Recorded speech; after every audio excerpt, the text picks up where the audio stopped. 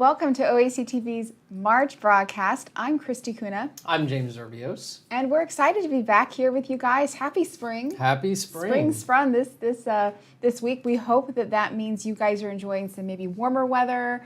I know there's a cold blast of air. I feel like we talk about the weather every single time, but it's such a topic of conversation. And I think here in Florida, so we'll have about a week of spring and then we'll go straight into summer. So we'll be 90 degrees by next week. That's so true, but we're really excited to be joining you once again from our broadcast. This is a great episode today, right? It's really coming off nicely from the coattails of Obesity Care Week. Yes, a lot of exciting updates to share about that. I know you'll share those.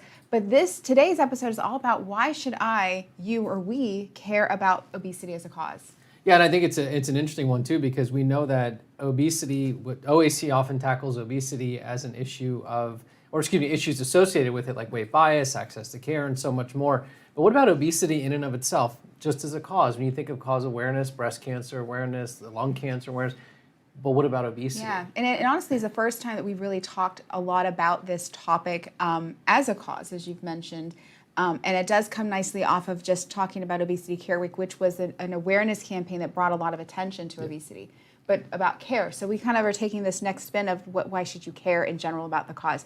So I'm really excited. We're going to have one of OAC's she's one of our leaders, longtime members and leaders, Nikki Massie, join this conversation in just a little bit. She's been part of this organization, as I said, for quite some time. She's the chair of the membership committee, the Inclusivity and Diversity Committee. So it's great going to have her perspective. And we've had these conversations recently on our membership calls. So it's almost a little bit of an introspect. Yeah, I think it is. And when we talk about cause awareness and how can we help others and motivate them to think of obesity as a cause, but what does that mean? And I think we're looking forward to digging in with that with Nikki in just a little bit. And most importantly, we are wanting you to be part of this conversation with us. So as usual, keep those comments and everything going, because that's what this broadcast is all about. So good segue to find out who is joining us from all parts of the country and sometimes the world. But I see we have Jean from North Carolina. Jean, I was just in North Carolina on spring break, so it was very cold, but now it's warm. And it looks like we have Deb from Minnesota. I don't know if it's spring yet in Minnesota. Spring. Let us know, Deb. Is it hot? Is it cold? We have Ron from New Jersey as well joining. I think we have some nice spanning. Any West Coasters out there? I think we certainly have to have some West Coasters out there. Ted from Texas. Yes. We're getting there. Getting a little bit more west. But keep those conversations going in the chat. This conversation that we're having today, it's most important what you all think about this. We're going to talk about it, but what you all think is just as and even more important. So keep those comments going because the best part of the show, just kidding, is you could get a giveaway. Ooh. So we will be giving away 2 items today, not the same. The first one will be an OAC tumbler. Again, now that it's spring, you don't have to put coffee in this. You can put iced tea, ice water, your favorite beverage. But for those who are strongholds in their coffee and tea needs, those warm beverages, we have the beautiful Stop Weight Bias mug that is such a popular item. So make sure you're commenting in the chat. At the end, we'll do a drawing for 2 lucky winners, if you will, for these fabulous prizes. Yes, and so, why don't we transition into updates, Christine? As you mentioned earlier in the broadcast, Obesity Care Week has just wrapped, right? And so this was a tremendous week where we had so many amazing organizations supporting that narrative to change the way we care.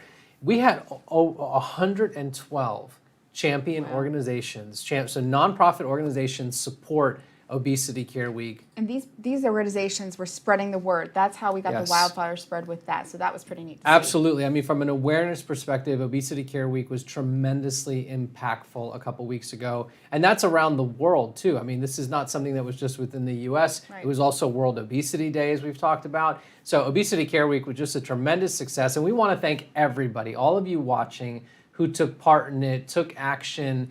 There's still lots to be done. I mean, we'll definitely be in contact with everyone, but a very, very successful week. 112 champions represented in more than 70 countries worldwide. Just a phenomenal week. It was so great to see the profile of obesity really heightened during this week. And then World Obesity Day, there was a lot of synergy amongst all types of organizations. We partner with patient organizations from all around the globe, too. And so we had some great synergy there as well. So kudos to your team for a great awareness week. But it doesn't stop there, right? But we've got other activities. But I think it goes really nicely with today's conversation about how do we do this more often on a regular basis, making this a cause. So we'll dig into that in a second. Absolutely, just in a little bit.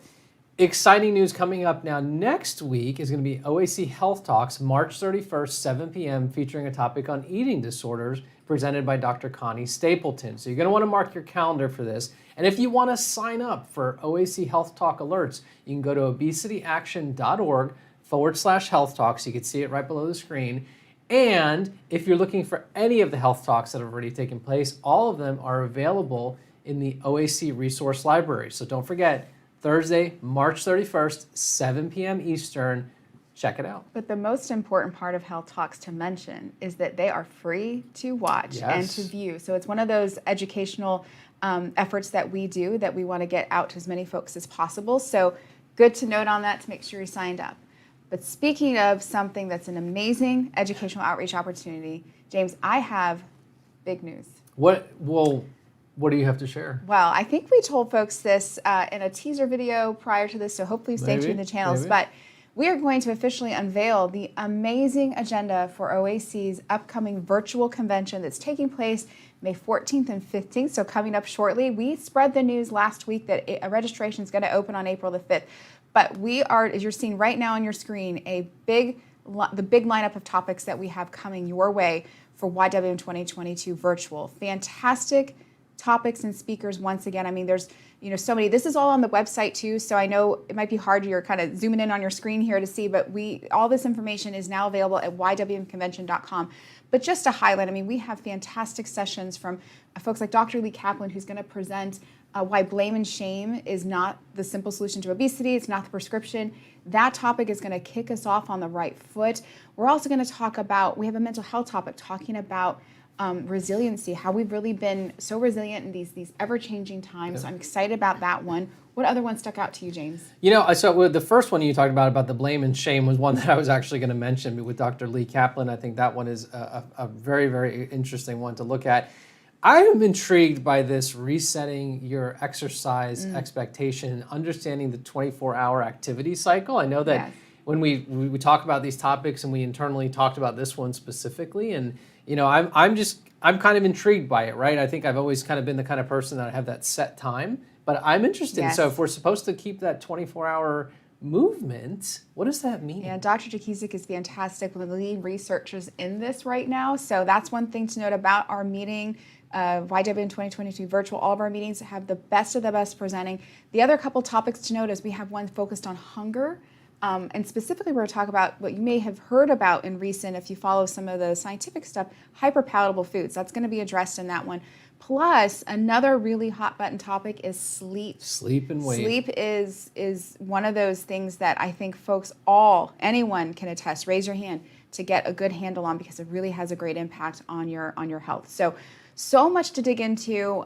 We hope you're just as excited about these topics as we are. This is the official unveiling, so cue the balloon drop, but not really. It'll come later, right? We'll see. But no, we're really excited about this year. So again, May 14th and 15th is the virtual convention taking place, one immersive weekend. Registration is opening April the 5th. April 5th? Just a couple weeks away. We have a free option. We also have an option if you want to watch on your own time. All this information is available at ywmconvention.com, so all the more reason to check out that. And we also know we have our in-person meeting happening this summer, and I promise you more details are coming your way in the next week or so. But right now we're giving the spotlight well-deserved on virtual, but we're really excited about this opportunity and all the opportunities ahead. And I think what's important to know, Christy, too, is that we talk so much on these episodes about the amazing education that OAC produces. Health Talks, the magazine, everything in the resource library, convention, even virtual convention from when we pivoted a few years ago, and in-person convention. That's really like the showcase moment for this education, access to these speakers. I mean, looking at that lineup, kudos to you and your team, because you all secured the best of the best. We have a great committee that works on that. So I can't take credit. That's phenomenal. I think it's going to be a very, very, very cool meeting to attend. Yes, so please make plans. And so on that note, I think we are ready to shift to our main topic today, which is all about why you should care about obesity. We already have comments pouring in.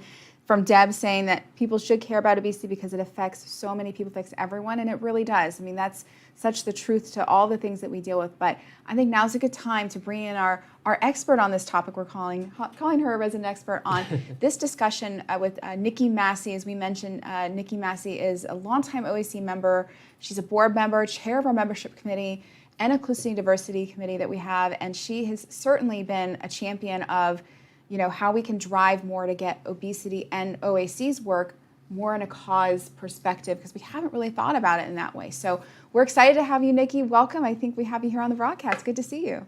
Hi. Hey, Christy. Hey, James. How are you? Good. How are you? Good. First, pretty good. Pretty good. It is a little bit cool here in Baltimore. It was spring and now it's winter again, so I'm a little bit sad. So it can't make up its mind yet if it wants to be spring or it wants to Everything bloomed and now it's cold. I can't believe this is the first time you've been on our broadcast. You've been such an integral part in so much that we do. So we're excited to dig into this conversation about causes. And I have to say, maybe give folks a little bit of a glimpse of who you are first, because you not only have passion as an advocate, but you have expertise in this, in the work that you do in your everyday job that you have. I have probably 10 plus years experience in nonprofit communications for organizations working around the world. But more close to home with OAC is that I myself am a bariatric patient. I'm a person who has struggled with obesity throughout their entire life. And I have an online community that I run called Bariatric Foodie, which is full of dynamic, wonderful people who are trying to live a healthier life and support each other, much in the same way that OAC does. And we talk about OAC so much within that community.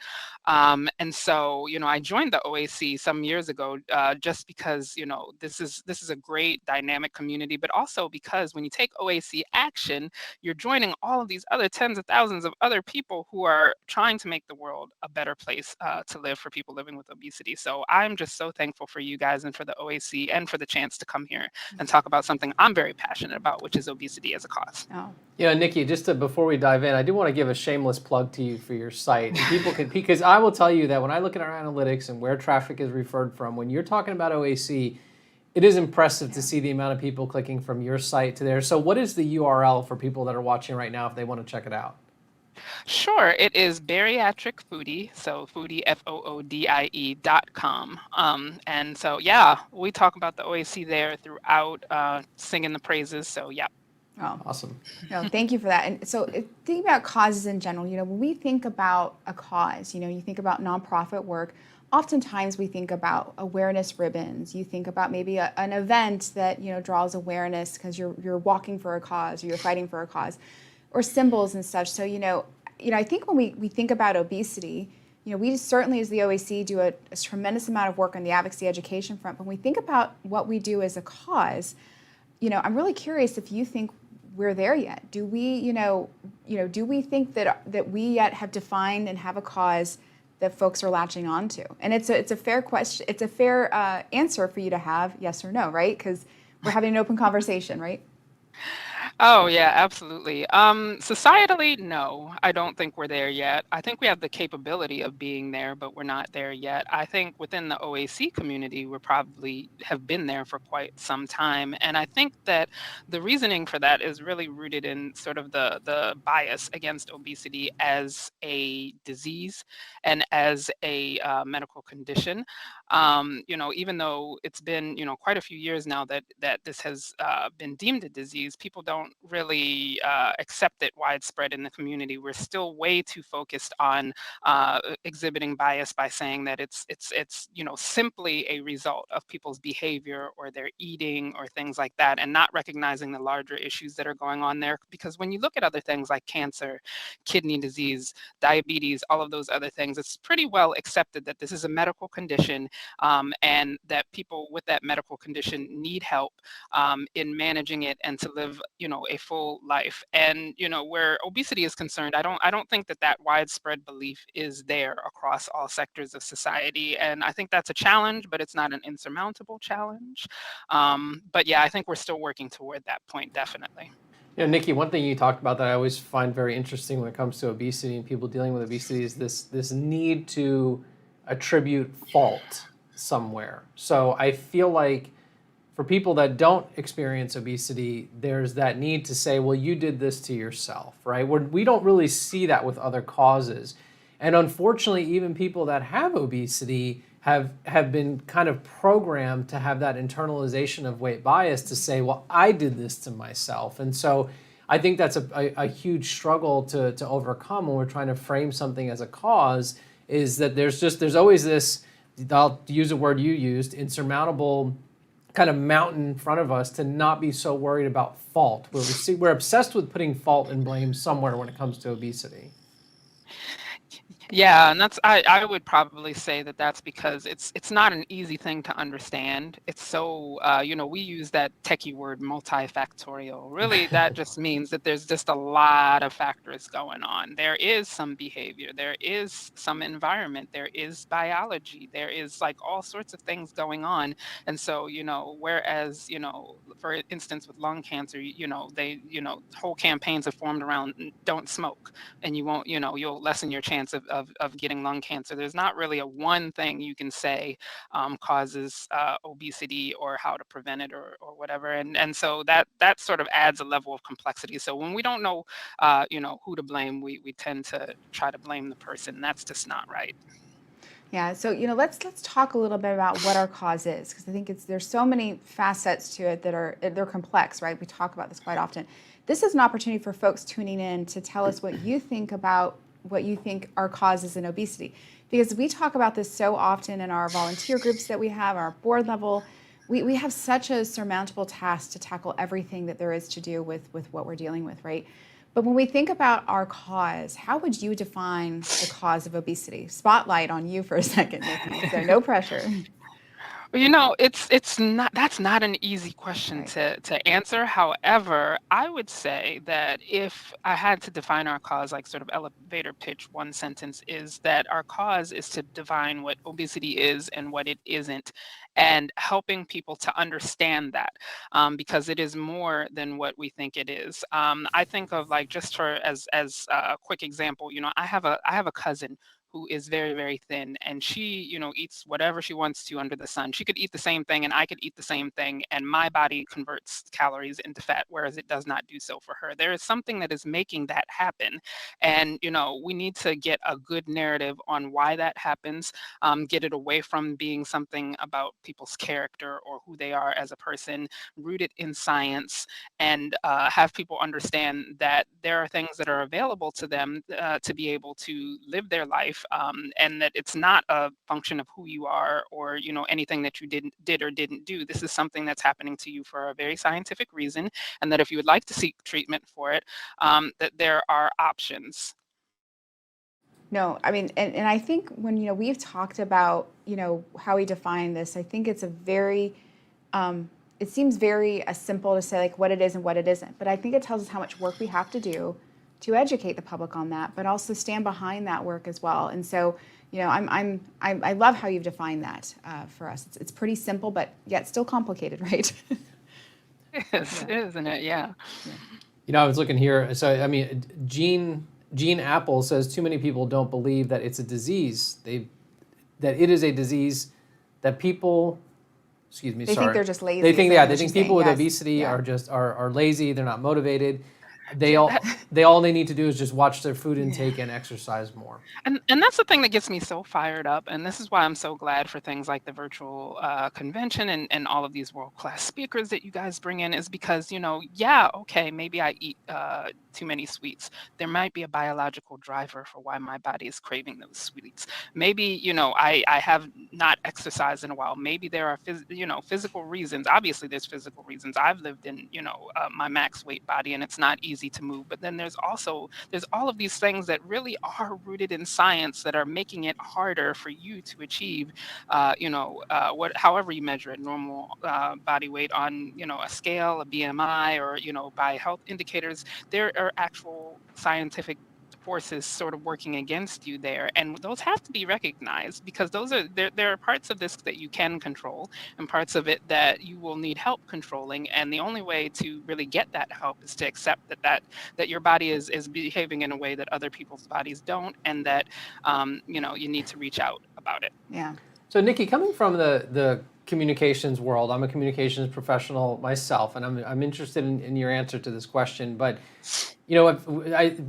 throughout my time at OAC, I mean, we've seen a lot of awareness campaigns when it comes to obesity. Not even ones that have been produced by OAC. Some phenomenal, some very misguided, although maybe well-intended, but very misguided, perpetuated bias, etc. Why is having a cause for obesity important? I mean, is that, again, OAC, we tend to tackle the issue of obesity through all the different avenues of access, bias, education, so on and so forth. But why do you feel it's important that we really have that push forward, that cause that other disease states do? In my mind, going back to, if the cause is defining what obesity is and what it isn't and making the public aware of that, it comes back to us as a community of people who are affected by obesity. If we don't stand up for ourselves, if we don't stand up for our right to have treatment and care, and for our doctors to understand our bodies, and for, workplaces to not, judge us on our weight, and not have bias exhibited toward us, if any of those things are going to happen, we need to have a good understanding of what obesity is, what it isn't, and embrace the fact that if anything's going to change, we have to stand up and change it. The world is not going to, much with any cause, from, the suffrage movement to civil rights to anything. Usually it's the people who are affected by a cause who have to stand up and say enough is enough and change things. And so I think that that's why it's important that this is a cause, because we need sort of a common way to speak about this, and to speak about why it's important, how it's affecting our lives, and what we need to do in order to change the world. I don't want these same problems that we have today to be problems for my grandchildren. So this needs to be something that we can all get behind, advocate for, and change attitudes about.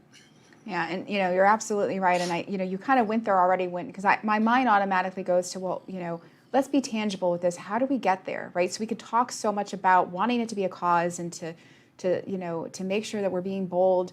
But you've already touched on this, is that it starts with us in our community, is right. That's how we really need to start. And how do we start to get there? It starts with us. Mm-hmm. Yeah. Absolutely, yeah, and that, I see people doing that in so many different ways. Like within my online community, folks do it by not letting people exhibit negative self-talk, and trying to change sort of the internal narrative. Some people are taking OAC action with like legislation like the Treat and Reduce Obesity Act and all of that good stuff. Just know that there's so many ways to get behind this. You don't have to be the loudest person. You don't have to have the bullhorn. Don't have to stand in front of large crowds of people. But everyday things that you can do to change perceptions about people living with obesity, they matter. They count. Sharing your story with even just one other person matters and counts. That statement about people thinking that people with obesity are simply lazy. It's not going to be until we pull back the curtain and show people that, hey, we really are trying. And some of that depends on the world too. There's still bias exhibited when people see us exercising and things like that. But I honestly think that any action, big or small, is going to make a difference. But we do have to be unified. We have to stand up together. Yeah. Yeah, I think you talk a lot about that, and that's very important, right? I mean, especially that sense of community, the strength in numbers. And I think I give a lot of credit to the people that are watching this broadcast and to all OAC members, because it can be fatiguing to try to fight for the cause of obesity because of the sheer amount of pushback in all facets of life that you can experience as someone with obesity or someone even advocating for the cause. So I think that statement you said about kind of banding together and mobilizing and standing up and fighting together, I think it's incredibly important. And I actually think, to me, that's the pathway to success with something like this, to drive that cause. Mm-hmm. Absolutely. I dream of a world where, like when I just sort of personal information about me moment, which I always seem to do when I'm on a live broadcast, is I am a cancer survivor. Nobody judges my character because I am a cancer survivor. Nobody says, you should have done this or you should have done that. Nobody certainly has ever said I took the easy way out of cancer by seeking evidence-based treatment. So I dream of a world where obesity is just like that, where we can be just as supportive of people who want to seek out treatment, that it has nothing to do with who you are as a person, and everything to do with your right to live a full and healthy life. And I think a lot of folks watching needed to hear that, because those are the messages that are too often heard. And I think those are the things, as you mentioned early on, are what really gets us in the way from feeling bold enough to stand up and mobilize around this cause. But I think what we're committing to as, as an organization, but also as, the broad work we do, is that we want to do that. We want to be more bold, and we're working towards that goal to do it. And we're inadvertently doing it, I think, by so many of the activities and all the things that I know, Nikki, you get so excited about that we do. But I think this is kind of that big call out that, like, now is the time. It does start with us, and we can do this if we do band together and mobilize, and that's what's going to make a big difference. Absolutely. Yeah. And you think, and Deb had commented in the chat, and she said obesity is a disease that is only 9 years old, but for me it's been a lifetime. And I assume Deb is referring to the AMA's declaration maybe of obesity as a disease from a timeline perspective. So you got to think about that. Like that you're a new kid on the block. I mean, 9 years old that's not a long time. I think we're still raising awareness of that, which is OAC does a phenomenal job of that in all the work that we do to kind of help elevate it and bring more people into the fold. Yeah. And Nikki, you're a champion of our work. I know you are. So what are your favorite takeaways for folks watching at home about things they can utilize or take advantage of to better mobilize around obesity as a cause? First and foremost, get connected with the OAC. Become a part of our community. You can do that on the website. I'm sure James and Christy are going to give you the website before we get off this broadcast. Go there today. Don't wait another minute. Get signed up. There is no cost to become a part of our community. And you will have access to lots and lots of resources to be able to learn more about obesity, what it is, what it isn't, connect with people who are affected by it. The other thing that I would say is to just really think about what you would like to try to achieve as we talk about this cause. I mean, maybe you are in this struggle yourself. Maybe it's your spouse. Maybe it's your children. Really, it can be daunting to try and take on any cause or throw your support behind any cause. But if you establish why it is you're in the game in the first place, that can be so powerful. But yeah, I just keep coming back to, follow the OAC everywhere on social media, go to the website, become a part of our community, connect to more sessions like these, the health talks, everything. Soak up as much information. If you're not convinced yet yourself, even if you're struggling with obesity, you may not be convinced yourself that it is in fact a disease. Just listen, keep an open mind, listen and be open to learning more and talking to others and sharing about yourself even maybe. And I think those are like sort of really good first steps, is just get connected.